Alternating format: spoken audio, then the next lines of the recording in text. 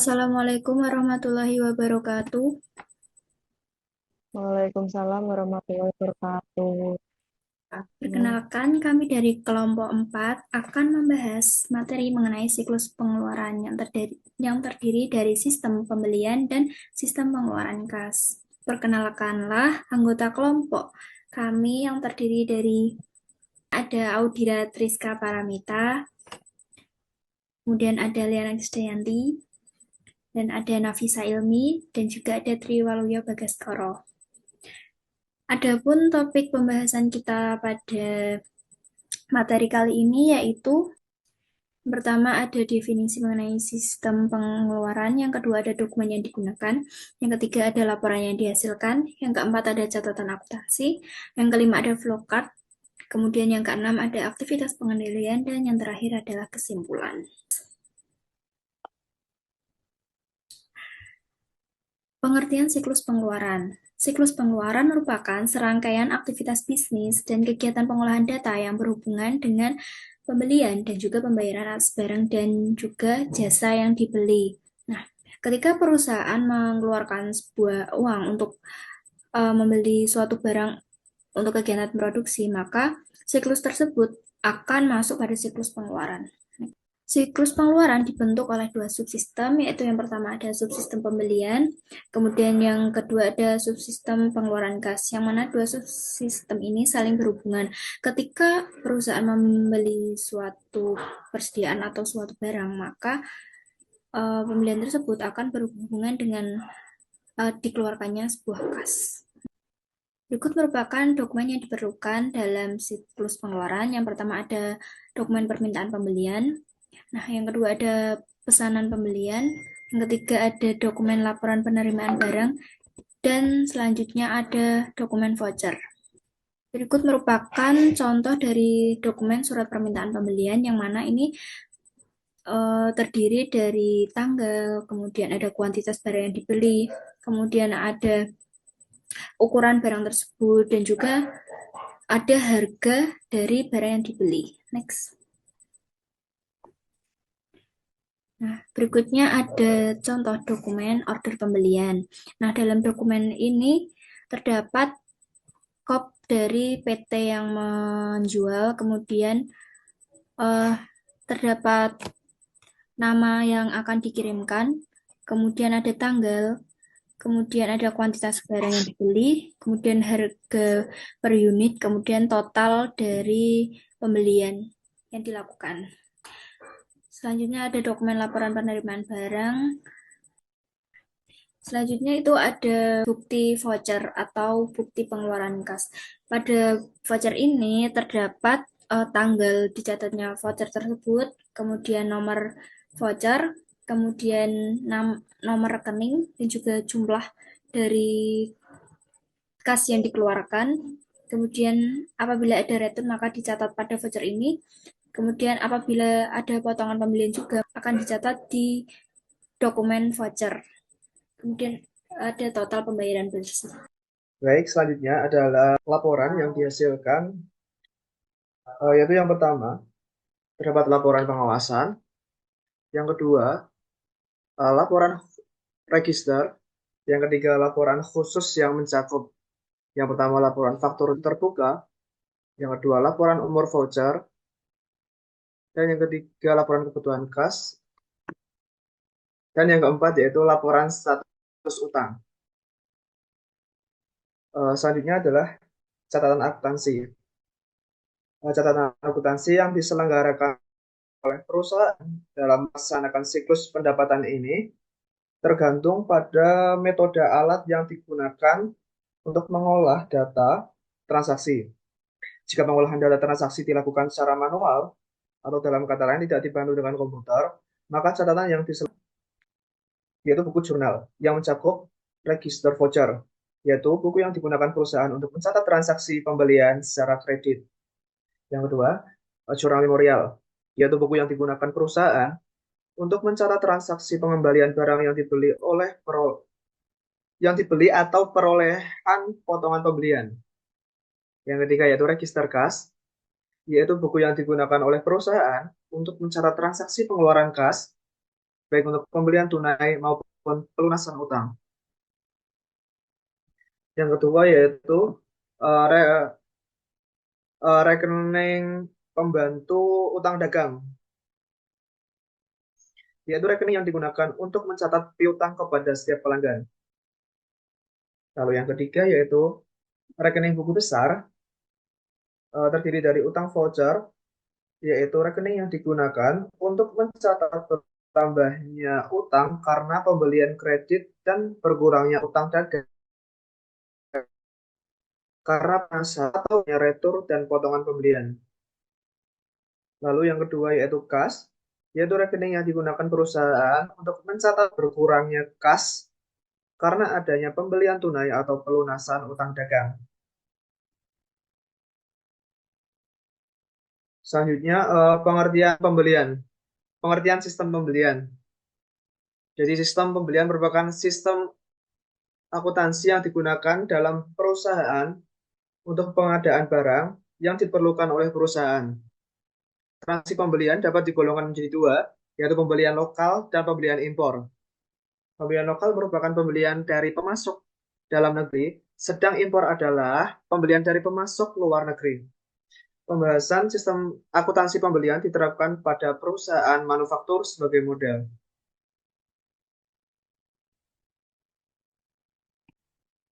Selanjutnya, fungsi yang terkait pada sistem pembelian. Yang pertama yaitu fungsi gudang atau unit peminta barang. Dalam sistem akuntansi pembelian, fungsi gudang bertanggung jawab untuk mengajukan permintaan pembelian sesuai dengan posisi persediaan yang ada di gudang dan untuk menyimpan barang yang telah diterima oleh fungsi penerimaan. Yang kedua yaitu fungsi pembelian. Fungsi pembelian bertanggung jawab untuk memperoleh informasi mengenai harga barang, menentukan pemasok yang dipilih dalam pengadaan barang, dan mengeluarkan order pembelian kepada pemasok yang dipilih. Lalu yang ketiga yaitu fungsi penerimaan. Fungsi penerimaan bertanggung jawab untuk melakukan pemeriksaan terhadap jenis, mutu, kualitas barang yang diterima dari pemasok. Menentukan dapat atau tidaknya barang tersebut diterima oleh perusahaan. Selanjutnya adalah flowchart prosedur pembelian. Selanjutnya ini ada flowchart prosedur pembelian Mula-mula, ini dimulai dari unit peminta barang, membuat kegiatan manual yaitu membuat permintaan pembelian. Dari kegiatan tersebut, menghasilkan 3 rangkap dokumen permintaan pembelian. Kemudian, rangkap ketiga diteruskan ke bagian utang dagang. Kemudian, lembar kedua diarsipkan urut nomor, dan lembar pertama diteruskan ke departemen pembelian. Selanjutnya, di departemen pembelian ini menerima permintaan pembelian dari unit peminta barang. Atas dasar dokumen tersebut, bagian ini memilih pemasok dan membuat order pembelian sebanyak 5 lembar dan mendistribusikannya sebagai berikut. Lembar pertama ini dikirimkan ke pemasok. Lembar kedua bersama-sama dengan permintaan pembelian diarsipkan urut nomor dokumen. Kemudian lembar ketiga diserahkan ke unit peminta barang. Lembar keempat diteruskan ke bagian penerimaan barang. Dan yang terakhir, lembar kelima diteruskan ke bagian utang dagang. Selanjutnya, beberapa saat setelah mengirim order pembelian ke pemasok, departemen ini akan menerima dokumen pemberitahuan order atau order acknowledgement copy dari pemasok yang menjelaskan bahwa order pembelian sedang diproses. Selanjutnya, pada Departemen Penerimaan Barang, departemen ini mula-mula menerima tembusan order pembelian, kemudian mengarsipkannya urut nomor dokumen. Selanjutnya, departemen ini juga menerima barang bersama-sama dengan slip pengepakan atau packing slip dari pemasok, kemudian memeriksa kondisi fisik barang, mencocokkannya dan dengan arsip order pembelian, menghitung dan membuat laporan penerimaan barang sebanyak 4 lembar dan mendistribusikannya. Yang pertama, lembar pertama dan yang kedua bersama dengan barangnya diserahkan ke unit peminta barang. Lembar ketiga diserahkan ke departemen pembelian dan lembar keempat bersama dengan tembusan order pembelian diarsipkan urut abjad. Selanjutnya, kembali ke unit peminta barang. Setelah menerima barang dan laporan penerimaan barang, unit ini akan mencocokkan dokumen, menerima dan menyimpan barang dan mendistribusikannya dokumen sebagai berikut. Yang pertama, laporan penerimaan barang lembar pertama bersama-sama dengan permintaan pembelian dan order pembelian diarsipkan urut nomor. Yang kedua, laporan penerimaan barang lembar kedua diteruskan ke bagian utang dagang. Selanjutnya, pada Departemen Pembelian, setelah menerima tembusan laporan penerimaan barang, Departemen ini akan mencocokkan dokumen dan mengkaji termin pembelian dan mengarsipkan seluruh dokumen urut nomor. Selanjutnya, next.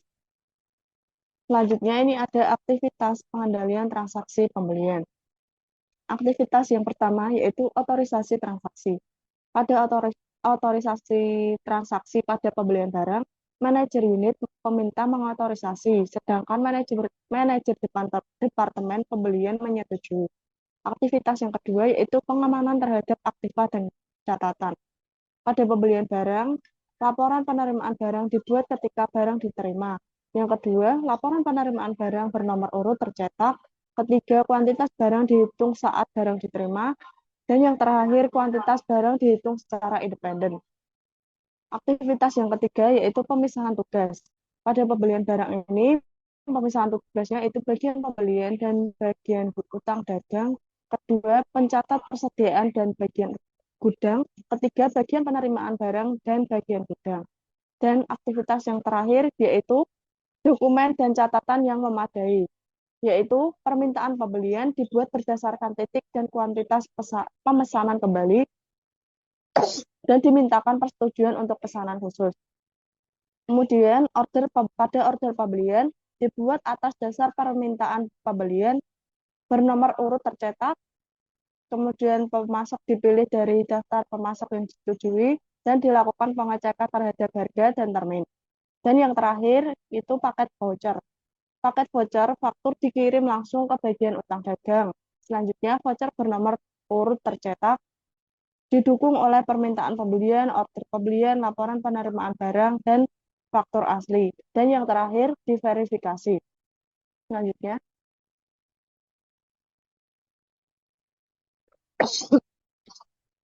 Selanjutnya, yaitu aktivitas pengendalian transaksi pembelian pada pembelian jasa.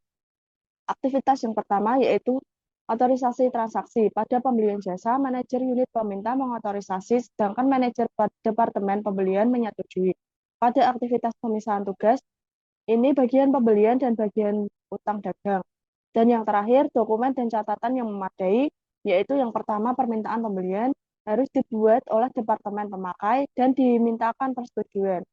Yang kedua, order pembelian dibuat atas dasar permintaan pembelian bernomor urut tercetak, pemasok dipilih dari daftar pemasok yang disetujui, dilakukan pengecekan terhadap harga dan termin, dan dicatat penerimaan jasa pada tembusan order pembelian. Dan yang terakhir, paket voucher, faktur dikirim langsung ke bagian utang dagang, voucher bernomor urut tercetak, didukung oleh permintaan pembelian, order pembelian, laporan penerimaan barang, dan faktur asli. Dan yang terakhir, diverifikasi. Selanjutnya yaitu ada sistem pengeluaran kas. Sistem pengeluaran kas merupakan sistem yang memproses pembayaran kewajiban yang timbul dari pembelian serta mencatat kegiatan pengeluaran perusahaan. Adapun fungsi yang terkait dengan sistem pengeluaran kas ada 3, yaitu yang pertama fungsi utang bertanggung jawab atas segala pengeluaran perusahaan yang bersifat kredit. Kemudian yang kedua ada fungsi keuangan. Nah, fungsi ini bertugas untuk mengecek dokumen dan juga kelengkapan bukti transaksi perusahaan. Dan yang terakhir yaitu fungsi akuntansi, bertanggung jawab atas pencatatan pengeluaran kas, termasuk pencatatan yang berkaitan dengan biaya dan persediaan perusahaan. Selanjutnya mengenai flowchart dari prosedur pengeluaran kas akan dijelaskan oleh Vivi. Baik, selanjutnya yaitu mengenai prosedur pengeluaran kas. Jadi, bagian ini mula-mula menerima tembusan permintaan pembelian dari unit peminta barang. Atas dasar dokumen ini, bagian utang mempersiapkan catatan utang. Selanjutnya, bagian ini juga menerima tembusan order pembelian dari Departemen Pembelian. Kemudian, untuk sementara, kedua dokumen tersebut diarsipkan berdasarkan urut nomor. Selanjutnya, bagian ini menerima faktur pembelian dari pemasok dan menerima tembusan laporan penerimaan barang dari unit peminta barang. Selanjutnya, bagian ini akan mencocokkan dokumen seperti dokumen permintaan pembelian, order pembelian, laporan penerimaan barang, dan ke dalam arsip paket voucher berdasarkan urut tanggal jatuh tempo. Kemudian pada tanggal jatuh tempo, bagian utang mengeluarkan paket voucher dari arsipnya dan menyerahkannya ke bagian keuangan atau kasir. Nah, dari utang dagang tersebut dilanjutkan ke bagian keuangan, yang mana dokumen pendukung atau voucher tersebut diperiksa paket voucher dan dicap lunas.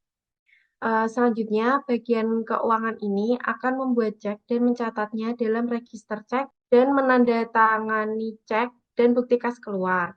Kemudian mengirimkannya ke pemasok yang bersangkutan. Setelah dicap lunas, paket voucher yang sudah dilunasi dikembalikan ke bagian utang. Tiap akhir bulan, bagian ini akan membuat ringkasan register cek dan menyerahkannya ke bagian akuntansi untuk diposting. Kemudian pada bagian utang, mula-mula bagian ini menerima paket voucher yang sudah dilunasi, kemudian mencantumkan nomor cek ke dalam register voucher dan mengarsipkan paket voucher tersebut berdasarkan urut nomor. Selanjutnya, setiap bulan, bagian utang akan membuat ringkasan register voucher dan menyerahkannya ke bagian akuntansi untuk diposting. Selanjutnya yaitu aktivitas pengendalian pengeluaran kas. Ada 5 aktivitas pengendalian dalam sistem pengeluaran kas. Yang pertama yaitu otorisasi transaksi, yang mana pada bagian utang akan mengotorisasi dokumen transaksi, kemudian setelah itu akan disetujui oleh bagian keuangan. Selanjutnya pengamanan terhadap cek. Berikut merupakan prosedurnya. Yang pertama, cek dibuat atas dasar paket voucher, kemudian cek dibuat berdasarkan nomor urut cetak, kemudian cek hanya ditandatangani jika dibuat dengan benar. Selanjutnya, cek ditandatangani oleh 2 pejabat jika nilainya sudah melewati nominal yang telah ditentukan. Selanjutnya, cek diposkan oleh karyawan yang tidak terlibat dalam pembuatan cek. Yang terakhir, cek yang masih beredar harus dicatat. Aktivitas pengendalian selanjutnya yaitu pemisahan tugas, yang mana pada bagian utang dagang dipisahkan tugasnya dengan bagian pengeluaran kas, kemudian pada bagian pengeluaran kas dipisahkan dengan bagian buku besar, terakhir yaitu bagian buku besar dipisahkan tugasnya dengan bagian utang. Selanjutnya yaitu aktivitas pengendalian dokumen dan catatan yang memadai. Nah, pada paket voucher dilakukan pengkajian terhadap kelengkapan paket voucher, khususnya faktur asli. Kemudian apabila paket voucher dibatalkan, maka harus segera dicek dan ditandatangani. Nah, pada bagian utang dagang, kartu utang dagang diposting setiap hari, dan pada bagian buku besar, jurnal transaksi pengeluaran kas dibuat setiap hari. Selanjutnya kesimpulan dari materi kita pada kali ini akan disampaikan oleh Nafisa. Baik, selanjutnya yaitu kesimpulan dari siklus pengeluaran. Jadi, dapat kita tarik kesimpulan bahwa siklus pengeluaran merupakan serangkaian aktivitas bisnis dan kegiatan pengolahan data yang berhubungan dengan pembelian dan pembayaran atas barang dan jasa yang dibeli. Siklus pengeluaran itu dibentuk oleh 2 subsistem, yaitu subsistem pembelian dan subsistem pengeluaran kas. Dalam penyelenggaraan siklus pengeluaran dapat disajikan secara manual dan berbasis komputer. Perbedaan pokok kedua cara tersebut adalah pada mekanisme pengolahan datanya, sedangkan input dan output relatif sama. Baik, sekian presentasi dari kelompok 4. Apabila ada kesalahan kami memohon maaf karena kesempurnaan hanya milik Allah Subhanahu wa taala. Assalamualaikum warahmatullahi wabarakatuh.